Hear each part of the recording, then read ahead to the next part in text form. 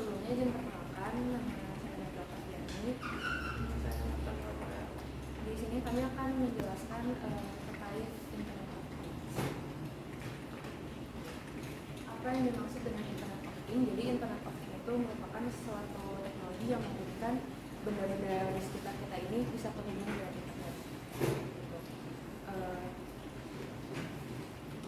Gampangnya IoT ini adalah segala aktivitas manusia dengan benda atau benda dengan benda seperti sensor, robot, cloud yang terhubung melalui protokol komunikasi standar untuk saling menerima dan mengirimkan informasi.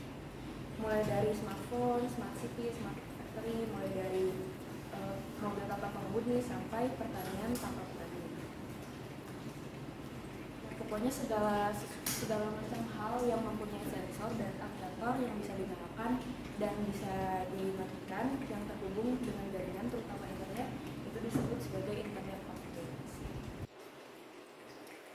Internet of Things pertama kali ditemukan oleh Kevin Eastman pada tahun 1999 dan hingga saat ini Internet of Things sendiri sudah dikembangkan dan mulai diaplikasikan. Salah satu produknya paling akan adalah layanan GPS, Global Positioning System. Kenapa IoT diperbincangkan pada saat ini? Kenapa baru sekarang IoT baru diperbincangkan? Karena IoT sendiri sangat membutuhkan jaringan yang berkecepatan tinggi. Untuk saat ini, akses internet yang berkecepatan tinggi di Indonesia sudah semakin rata, biaya perangkat dan teknologinya pun terjangkau. Apalagi kalau misalnya para paring sudah beroperasi 100% dan ditambah dengan adanya hypervector satelit atau satelit berkecepatan tinggi, sehingga penetrasi internet akan semakin meningkat dan biaya teknologi juga akan semakin terjangkau. Nah, alasan-alasan inilah yang membuat pengguna smartphone di Indonesia akan semakin terus meningkat. Karena pernyataan alasan keduanya tersebut, sehingga produsen-produsen elektronik ini berinovasi untuk membuat perangkat-perangkat yang bisa terhubung melalui internet. Nah, dari situlah lahir istilah internet untuk segala macam hal atau internet of things. Tujuannya itu, tujuan IoT itu untuk membuat pekerjaan kita jadi lebih mudah, efisien, dan mungkin teman-teman di sini ada yang rumahnya pakai kamera pengawas atau CCTV, terus ngawasin keadaan rumahnya lewat smartphone. Nah, itu udah termasuk IoT juga. Dan ternyata IoT ini juga bisa digunakan di bidang agrikultur. Jadi ada robot yang bisa menguji kadar air tanah yang menunjukkan informasi ke agregasi pusat untuk menutup dan membuka agregasi sesuai dengan kadar air tersebut gitu. Dan juga ada robot untuk membunuh hama. Nah, si robot ini tuh berupa drone itu, jadi dia tuh akan melakukan protokol jika ada survei udara dari drone menunjukkan tanda-tanda adanya serangan hama atau guna. Nah, ini adalah penerapan IoT di bidang agrikultur.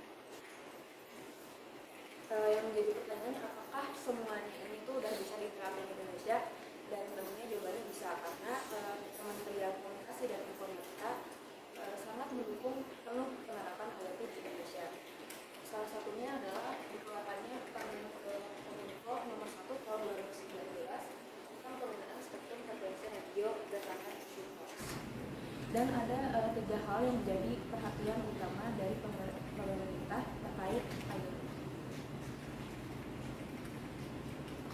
Yang pertama ada penetapan spektrum frekuensi, yang kedua standarisasi perangkat dan kandungan TKDN yang harus dipenuhi, dan yang ketiga mendorong tumbuhnya ekosistem DNA. Jadi DNA itu adalah device, network, dan solution dalam penerapan IoT. Selanjutnya ini adalah IoT arsitektur atau biasa disebut sebagai skema cara kerja IoT. Kita akan mulai bahas dari ini adalah things atau device. Jadi kalau device itu dia pasti punya sensor atau actuator. Nah, sensor ini berfungsi untuk menangkap data dari lingkungan menangkap data dari lingkungan. Sedangkan actuator dia adalah yang berfungsi untuk menjalankan aksi dari data tersebut. Ini untuk pengertian detailnya, sensor adalah sebuah device yang mengkonversi parameter fisik menjadi sinyal elektronik. Contoh dari sensor itu sendiri kayak sensor suhu, kalangan, pH, kamera, mikrofon, dan bau. Sedangkan untuk actuator merupakan sebuah device yang akan mengkonversi sinyal elektronik menjadi output listrik. Contohnya lampu, motor controller, atau sistem untuk menyalakan lampu. Selanjutnya ke gateway. Nah, data-data dari sensor tadi harus dikirimkan ke internet atau biasanya kita sebut sebagai cloud. Nah, gateway ini dia berperan sebagai peran atau jembatan di antara kontrol dan actuator. Gateway ini juga menyediakan konektivitas di antara internet dan bus itu sendiri.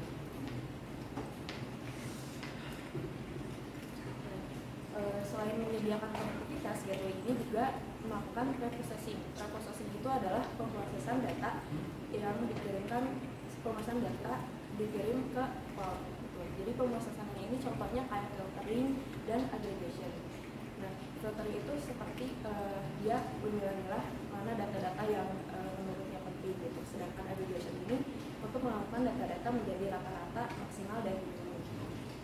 Nah, ini ada local gateway 2 ini. Nah, ini tuh berguna untuk menerjemahkan data elektronik menjadi aksi yang akan dilakukan oleh platform. Selanjutnya ada call gateway yang berperan sebagai konversi data, dan dia juga berperan sebagai lapisan keamanan serta penjelasan data secara cepat dan mudah. Nah, data yang sudah lengkap tadi dari call gateway akan dikirimkan melewati streaming data processor. Streaming data processor ini memastikan transisi dari input data ke data lake itu berjalan dengan baik. Selanjutnya dijelaskan. Ini berguna di sini disebut data lake. Di sini itu adalah penampungan raw data dari berbagai device untuk selanjutnya diolah dalam big data warehouse. Ini itu bisa bertipe struktur ataupun semi struktur. Berikutnya itu big data warehouse. Big data warehouse itu adalah data yang telah diambil dari data lake yang akhirnya akan dirubah serta disiapkan. Selanjutnya data akan diambil yang berguna saja untuk melakukan analisis berikutnya. Berikutnya adalah data analis. Di sini tuh data analis ini menggunakan beberapa metode seperti statistika, visualisasi data, melihat pola, serta korelasi antar data dan sebagainya.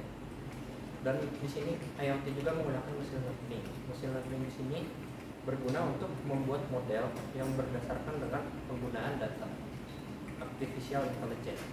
Di sini model berguna untuk mengautomatasi beberapa dalam IoT.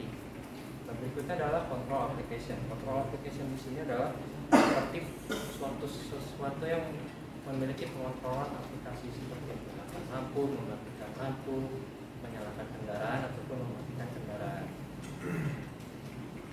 Dan terakhir adalah user application. Di sini adalah user application itu yang berhubungan dengan semua yang dapat dilihat oleh user, seperti mobile application ataupun web application.